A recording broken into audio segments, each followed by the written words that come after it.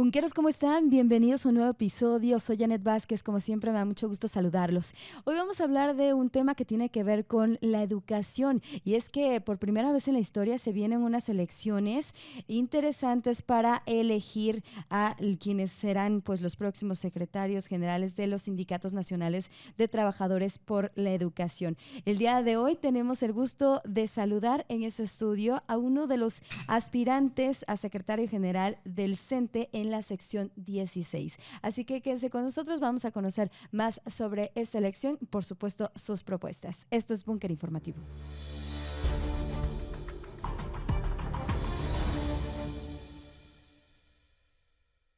Bien, pues me da mucho gusto saludarlo. Juan Antonio Virgen Pimentel, candidato a secretario general del CENTE, la sección 16. ¿Cómo está? Bienvenido. Bien, gracias Janet por darnos este espacio en Búnker Informativo. Para mí es importante que mis conocimientos, mis experiencias las llegue a todo el estado de Jalisco, a todos los maestros, que hoy, como nunca tú lo dijiste al principio de la plática, tendremos la magnífica oportunidad de todos poder ir a las urnas a votar por el candidato que más les llene, el que tenga el más perfil, el que tenga mejor experiencia, el que resuelva los problemas, el que atienda los problemas de todos los maestros de Jalisco.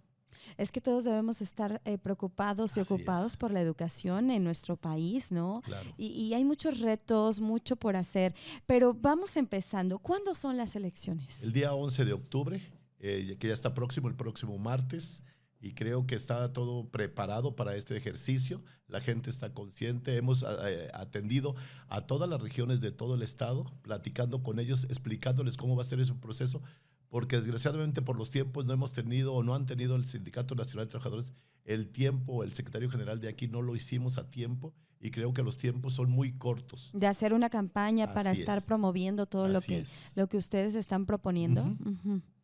Bien, ¿y quiénes podrán votar? Exactamente, como te lo comentaba al principio, hoy votamos todos, los de educación básica, educación media, superior y superior, intendentes, administrativos, prefectos, activos, jubilados, los de nuevo ingreso, toda la plana de maestros de educación básica, sumando los compañeros de educación media y educación superior. Bien, es que lo platicamos fuera de micrófonos, pero qué bueno que lo hice para que sepa que todos podrán votar y que, bueno, pues es importante conocer las elecciones, porque además se hace de una manera ya diferente todo este proceso. Antes, ¿cómo lo hacían? Pues elegíamos delegados, que en cada centro de trabajo, cada delegación los hacía, nos juntábamos por regiones y a su vez hacíamos un pleno general donde con la representación de la base ibas y dabas tu voto. Y eran 800 y tantos de delegados. Hoy estamos hablando de 76,000 votos que pueden ejercer ese derecho. Creo que es muy democrático, es muy transparente y es una magnífica oportunidad que no debemos de perder todos los compañeros que estamos afiliados a la sección 16. 76,000 son los afiliados a la sección 16, los que Entre podrán jubilados participar. Y activos. Bien. Y díganos, ¿por qué quiere ser el secretario general? ¿Por qué quiere encabezar esta sección 16 del CENTE? Para mí sería un orgullo servir dignamente a todos mis compañeros. Sería la experiencia de 43 años de servicio a favor de mis compañeros de base, representarlos sería algo que es un sueño que puedes alcanzar, pero ¿cómo? Sirviendo, atendiendo, dando respuesta, ir a consultar cuál es la problemática de ellos, transparentar lo que se está haciendo, escoger cosas dignas para los maestros, como tener un hospital regional, como tener una casa de asistencia para los familiares, los que vienen acompañando a los dolientes al ISSSTE, que en vez de atenderlos, pues los regresamos o no tienen ni dónde quedarse. Y las zonas rurales, pues no traen ni dinero ni carro cómo quedarse y se tienen que regresar. Eso sería una cosa digna de poder atender. Sí, sin duda hay ahorita, creo que las necesidades de los maestros van cambiando, ¿no? Los tiempos cambian. Vimos una pandemia que también pues salieron un montón de necesidades para el sector educativo, para los docentes. Entonces, bueno, hay que trabajar mucho en ese sentido. Yo creo que ese es un ejercicio que hicimos nosotros dignamente. Hablo de la palabra dignamente porque los maestros dimos la cara por la educación cuando la pandemia. A lo mejor no teníamos las herramientas ni los recursos y echamos mano de nuestra casa. Nuestra sala se convirtió en salón de clases, nuestra cocina se convirtió en el laboratorio y el patio se convirtió en el receso de los niños, ¿no? Pero aún así trabajamos con los recursos que teníamos, con eso dimos la cara y salimos adelante. Creo que México fue un ejemplo de civilidad, cómo trabajamos los maestros. Siempre hemos dado la cara. Decías algo bien importante. Si nosotros no dignificamos al magisterio, ¿quién va a atender a nuestros hijos o a nuestros alumnos? El maestro es el factor de cambio en la sociedad. También debemos dignificar al maestro. Es el factor de cambio y no le hemos dado la importancia que se requiere. Hace mucho tiempo el magisterio estaba representado en la Cámara de Diputados, en la Cámara de Senadores, y ahora no tenemos ninguna representación. Creo que es momento de revitalizar la funcionalidad del maestro en la sociedad. Exactamente, y bueno, ahí este ejemplo, como lo menciona, 2020, un año complicado por el COVID-19 y los maestros, la verdad es que, bueno, pues como pudieron, pero sacaron adelante sus clases, muchos pues no tenían las herramientas, no tenían una computadora, no tenían a lo mejor pues esos conocimientos, no tenían internet. Y hubo un rezago ahí importante también en todo esto, pero bueno, como sea, los maestros pues trataron de sacar lo mejor que tenían, lo mejor de ellos Como mismos. siempre, como siempre. También tenemos reformas, tenemos cambios cada rato, continuamente en la educación, y nos preparamos nosotros mismos para dar la cara también en esas reformas y seguir adelante sacando la educación del país. Hoy por hoy, ¿cuáles son las principales necesidades de los maestros en Jalisco? Yo creo que el respeto. Sobre todo el respeto. Tenemos un montón de procesos que se están dando muy rápidos y que no nos han preparado. Por ejemplo, la evaluación de los maestros, la evaluación de los compañeros para ingresar al servicio. Que si es por... que ha habido polémica, ¿no? A eso me refiero, que si no contestaste el teléfono, ya no se te respetó tu orden de prelación. Que si no entregaste un documento a tiempo, ya no se te respetó también tu derecho. Pero lo peor es que llegan las generaciones y llegan sin identidad. No saben con quién recurrir, no tenemos asesoría, no tenemos capacitación y nos mandan a las aulas con un documento que a veces ni lo conocen los propios maestros, ni siquiera las autoridades, ¿sí? Entonces creo que debemos de respetar la dignidad del maestro, dándole una asesoría a los alumnos de nuevo ingreso, orientándolos que existe un ISSSTE para los servicios médicos de ellos y de sus familias. No tenemos hospitales como para complementar el trabajo en el problema de la pandemia. No teníamos camas, no teníamos las clínicas periféricas, no teníamos el servicio. Y creo que el magisterio, aún a pesar de todo eso, es una persona humilde, digna de tomarla en cuenta, creo hoy, más que nunca. Bien, ¿cuáles serían sus propuestas? Las propuestas, atención, respeto, asesoría. Creo que al maestro en ese momento lo hemos dejado. Tú decías algo muy importante, el mundo está cambiando, México está cambiando, la educación por obvias razones está cambiando. Creo que debemos de actualizar al maestro, creo que las situaciones laborables tenemos que conservárselas, hemos perdido muchas, debemos volver a adquirir esas negociaciones que teníamos. La situación de los servicios médicos, también creo que el maestro es digno. No, claro. Los jubilados dieron toda su vida por nosotros, dieron por nuestros alumnos y hoy los echamos atrás como que no los tomamos en cuenta. Debemos solidarizarnos con ellos. A ver, yo algo que he notado y bueno, es también digno de cuestionarse, de preguntarse, de analizarse. En muchas escuelas ya se pone en primer lugar al estudiante, que digo, tiene que ser así, es el como centro el de la centro. educación. Pero se deja a un lado todos los derechos, la dignidad de los profesores. Y creo que ahí tiene que haber pues un equilibrio, ¿no? Un balance. Tienes que hacer un contrapeso, tanto con el gobierno federal como con el gobierno estatal y con la misma Secretaría de Educación Pública. Al final de cuentas, si caminamos parejos, el servicio de educación va a ser mejor, ¿sí? Yo creo que al maestro se le tiene olvidado, se le tiene menospreciado. Y es momento de dar un cambio, es un momento de dignificarlo.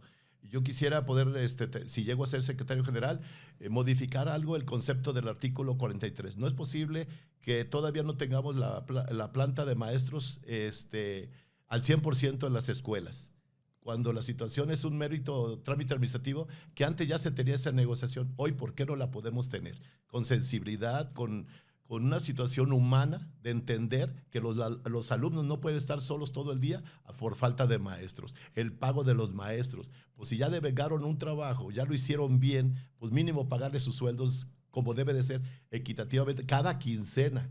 Oleucicán, en cierto modo, vino a estorbar todo este tipo de situaciones. Creo que es momento de sentarse a negociar tanto el gobierno estatal, el gobierno federal y el Sindicato Nacional de Trabajadores de la Educación para decirle quien impuso ese tipo de situaciones que tiene que mejorarse, tiene que dar una calidad y facilitar el trabajo del maestro en las aulas. No, Él trabaja. claro, incluso las jubilaciones, que también hay algunos que no quieren jubilarse por las condiciones, ¿no? Es un punto medular que acabas de tocar. Creo que todos los maestros, cuando llegamos a cierta edad, merecemos un respeto de la sociedad, un respeto de nuestras autoridades. Obvio que ya si ganas 10 salarios mínimos y llegas a la jubilación, ya no te va a alcanzar para vivir bien. Entonces el maestro, pues mejor se muere en la raya que jubilarse, porque no tiene ni los servicios médicos ni el sueldo necesario para sobrevivir. Sí, es una situación pues ahí lamentable que también se tiene que trabajar, también se tiene que revisar, ¿no? Pues, para que tengan una jubilación digna, por supuesto, después de todos los años que dan de servicio. Y sí. Y una atención médica sobre todo. Tenemos un hospital regional que se hizo hace 40 años y la población ha crecido muchísimo. De ese hospital regional dependen 8 estados. Entonces, tener a otro hospital regional, que no sea aquí en Guadalajara, que sea en Ciudad Guzmán, que sea en los Altos de Jalisco, que sea en la costa, para darle una atención digna también a los jubilados. Claro. Porque su situación ya es de mayor enfermedad que la de los activos. Sí, por supuesto, ya llegan a una edad en la que, bueno, pues Así necesitan tener como mayor atención ahí en su salud, en la parte médica. Y bueno, los maestros, ¿cómo se encuentran los maestros de Jalisco? A diferencia vemos la situación de algunos otros maestros de otros estados del país que tienen condiciones realmente, pues, que podemos decir, estamos mejor o no estamos tan bien, por ejemplo, de estados como Guerrero, sí. como Chiapas, como Oaxaca. Sí. Efectivamente, pasan muchas situaciones por el sistema, pero ¿cómo estamos en general? Dolidos, abandonados. ¿Así se sienten los maestros? Desatendidos. El sindicato retirado de la base. No en contacto directo con ellos. Tenemos 18 regiones. Es difícil ir a acercarse a la base, pero debes de hacerlo. Lo imposible por ir a atender a los maestros a la región Costa, a la región Altos, a la región Ciénega, a la costa, Autlán, todo eso, porque el maestro está ávido, que si él no puede venir, el sindicato baje con la base. Nos debemos a la base. El sindicato no es de un grupito, el sindicato es de todo el magisterio. Y como dignos representantes de la sección 16, nosotros, los líderes de la sección 16, tenemos que ir con ellos. Ellos necesitan que los orientemos, necesitan verlos para que les demos confianza.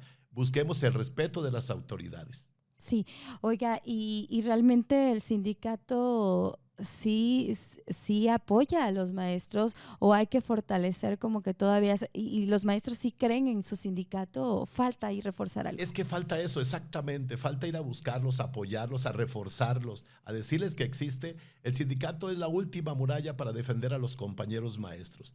Ellos también nos hacen falta, pero nosotros tenemos la obligación de defenderlos, de buscar otra vez cómo restituir a la sección 16, que se ha retirado de la base de maestros. Bien. Creo que es muy importante tu pregunta. No podemos hacer nada si no estamos con la base. Cuando Exacto. Yo te decía, un sindicato puertas abiertas, no un sindicato puertas cerradas, que viene el magisterio de todo el estado y viene a su sindicato y las puertas están cerradas y no hay nadie quien los atienda. Creo que tenemos que volver a ser humildes, creo que tenemos que volver a bajarnos otra vez a donde nacimos nosotros, porque somos de la base. Todos somos, yo soy maestro rural, yo empecé en las zonas rurales, soy maestro de primaria, hoy soy director de una secundaria técnica, del cual me siento muy orgulloso de mi sección 16, que gracias a ellos estoy donde estoy. Bien, oiga, finalmente, para usted, ¿qué representa, qué significa ser maestro? Háblenos de la parte ya personal, ¿qué lo motiva a ser maestro? ¿Qué le deja a usted como persona? Cuando yo estuve en la primaria como alumno, hace rato platicábamos fuera del micrófono, Janet, para mí la imagen del maestro era lo máximo. Era el que atendía al político, atendía al doctor, atendía al licenciado, atendía al carnicero, atendía todo, pero era el centro de la educación. En los pueblos era el maestro, el doctor y el sacerdote. Pero respetado, ¿no? Así es. Y el maestro arriba en esa situación. Entonces, para mí llegar a ser maestro era lo máximo que podía aspirar yo como un profesionista. a hoy que llego, tengo 43 años de servicio, a mucho orgullo. Trabajé en Michoacán, he trabajado en Jalisco. ¿De dónde es usted De originario? Colima, de Almería, Colima. Me siento muy orgulloso de ser Colima, pero mi casa también es en Jalisco. Y ahí tuvo toda su educación en Sí, Colima. así es. Sí. Pero ha trabajado acá en Jalisco. Mi escuela normal fue en Ciudad Guzmán. Ujú. Después me fui a trabajar a Michoacán, después estuve trabajando en México y después me regresé a Jalisco. Y aquí estamos muy orgullosos. Mi familia es de aquí de Jalisco, mis hijos son de Jalisco, del cual me siento muy orgulloso. Y hoy queremos llegar a la sección 16 para servir a los maestros de Jalisco lo que a mí me dieron cuando yo llegué aquí. Eso es lo que le inspira. Me inspira más cosas, me inspira a servir, me inspira a buscar al maestro que sea el centro de la sociedad, dignificar el puesto de maestro. Ahorita cualquier situación que pasa, por algún comentario que sale en la radio, algún comentario que sale en la televisión, al maestro me lo ponen en la banca, sin saber si es culpable o no es culpable. Y en ese momento ya lo denigraste su profesión, denigraste su carrera, molestaste a su familia, molestaste a todos sus amigos. Y para que después le digas, maestro, disculpe, no hay nada, reintégrese a su escuela. No es digno tratar a una persona, mucho menos a un maestro, con ese tipo de situaciones. Sí. ¿Cómo lidiar con toda esta situación? Porque sí, efectivamente, pues hay mucha información hoy que se mueve a través de las redes sociales y que, como dice, pues puede afectar, ¿no? La vida, la trayectoria de muchos años de una persona por quizá un malentendido, porque a lo mejor utilizó en esos momentos las palabras inadecuadas o porque simplemente es un ser humano y se puede equivocar y a lo mejor en ese momento pues no estaba, no sé, a lo mejor estaba quizás hasta de malas, ¿no? Había tenido un mal día, pero que eso no afecte pues toda una trayectoria. Después de atender 45 niños, 50 niños que nos dan en las aulas, imagínate la situación de un maestro psicológicamente, sentimentalmente, cuando también tiene problemas en su casa, cuando trae problemas en su situación laboral y se siente hostigado por la secretaría en ciertas situaciones de que ya está nervioso porque alguien le comentó que ya tenía un acta administrativa. Ese maestro ya no trabaja en plenas facultades de trabajar y de darle lo mejor que él trae preparado a su clase en ese momento. Creo que ahí en esa situación, capacitación. Creo sensibilidad de tratar al maestro, darle la secretaría también su lugar al maestro.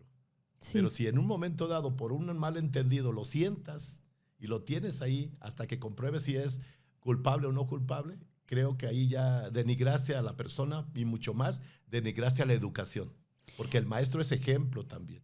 Muchos maestros también sufrieron o han sufrido de una cuestión emocional, depresión y demás. Y bueno, pensamos mucho en los jóvenes, en los niños que también tuvieron pues este encierro, pero no se ha pensado pues en esta parte de los maestros también. Ahí es importante hacer algo por ellos. ¿Y usted está de acuerdo entonces en las evaluaciones, en las capacitaciones constantes hacia los maestros? Constantes no. Yo creo que el maestro no necesita tantas evaluaciones. Lo está demostrando todos los días en su práctica educativa. Sí asesoría, sí mejoramiento, sí refaccionarlo con computadoras, sí capacitación con la tecnología, arrimar la tecnología a las escuelas.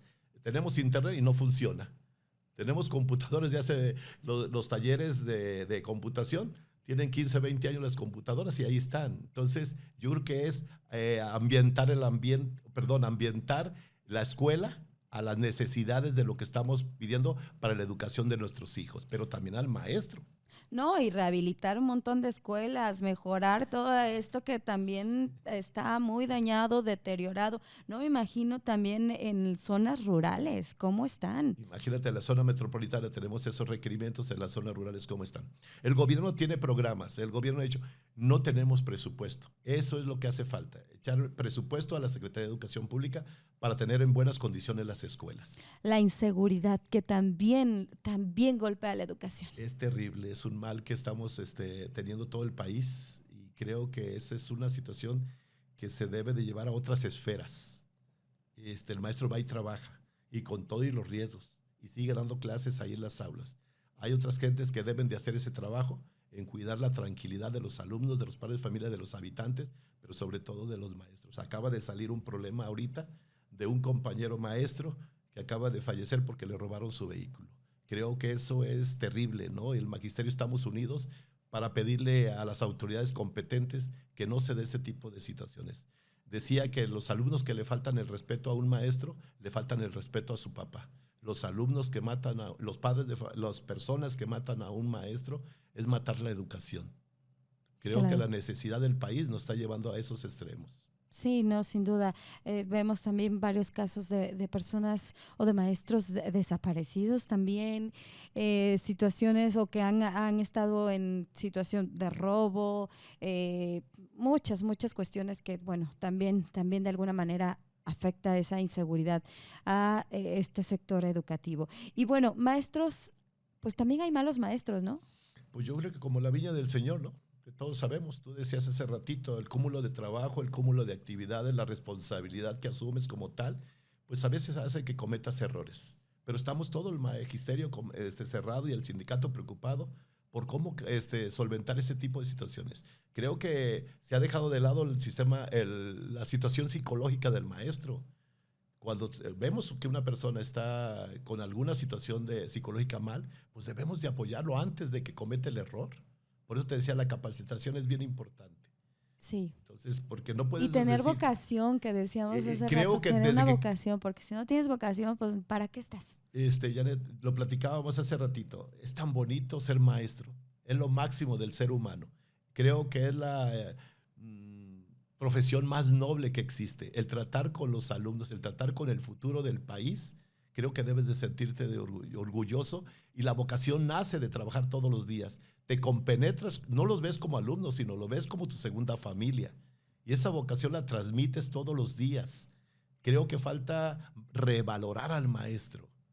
Si revaloráramos al maestro, si le hiciéramos la situación económica más placentera, la situación de trabajo más placentera, una jubilación digna del maestro, creo que muchas de esas cosas también se acabarían, porque el maestro se sentiría digno, se sería importante, y que así lo debemos de ser para la sociedad. Revalorar la función del maestro.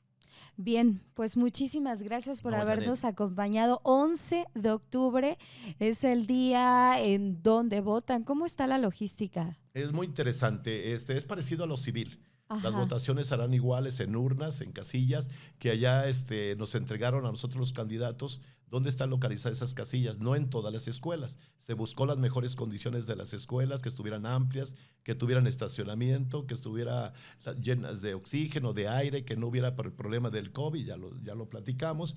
Y ya se los dio a conocer. Nosotros es difícil dárselo a conocer a todo el estado, pero lo hicimos. Es una obra titánica, sin dinero, sin presupuesto, sin estructura. Otros sí tuvieron esas condiciones, nosotros no. Pero aún así lo hicimos con mucho gusto, porque es una vocación también y es un placer servir a los maestros. 11 de octubre, invitar a todos los maestros. Hoy tenemos una magnífica oportunidad de la que pedimos hace muchos años, y el Comité Nacional nos da la oportunidad el día de hoy. El Tratado de Libre Comercio también, el presidente de la República, el gobierno del Estado nos den esa oportunidad. Hay que aprovecharla, hay que ir a votar para que tener un ejercicio democrático, transparente, que llegue el mejor, el que tenga mejor perfil, el que tenga mejor experiencia, el que tenga sensibilidad, el que pueda ir a negociar y conseguir productos, que eso es lo que quiere la base. No nomás que vayas y le lleves trámites y que los pierdas en el camino, sino sacar producto de todas esas negociaciones. Bien. ¿Y cuántos aspirantes son? 8 compañeros, 6 dignos compañeros representantes que también van a contender por la silla. Creo que nosotros somos los mejores. Muy bien. ¿Cuántos años tiene ya de trayectoria finalmente? 43 años. 43 años, Janet, entregados al magisterio, entregados a mi sección 16. Orgulloso de ello. Bien, pues muchísimas gracias, mucho éxito. Ahí estaremos al pendiente de lo que suceda en estas elecciones, las primeras, como les decía, las primeras que son abiertas, que pues es algo histórico, no se había registrado. Entonces, bueno, pues vamos a ver qué pasa. Ojalá que todo salga como tiene que ser, apegado también ahí a la legalidad y demás. Y bueno, pues ahí estaremos al pendiente. Él es Juan Antonio Virgen Pimentel, candidato a secretario general del Sindicato Nacional de Trabajadores por la Educación de la sección 16, que es en Jalisco. Gracias, Janet. Gracias por el espacio. Gracias por permitirme que mi voz llegue, mi pensamiento, mi experiencia llegue a mis compañeros. Invitarlos nada más al voto el 11 de octubre. Oiga, ¿y tiene también un eslogan y todo o cómo es? Sí. ¿Sí? Contigo, mía. Contigo, con los maestros, con la base, mía, mi sección 16. No es de un grupito, es de todos. Excelente. Muchas gracias. Gracias a ti, Janet. Un abrazo. Esto es Búnker Informativo, ayúdenos a compartir, ya tienen toda la información, estamos en todas las redes sociales, en YouTube, en Facebook, Instagram, Spotify, también en TikTok y en Twitter. Estamos en todos lados para que ustedes puedan llegarles este mensaje y bueno, ayúdenos a compartirlo y dejarnos también sus comentarios. Soy Janet Vázquez, esto es Búnker.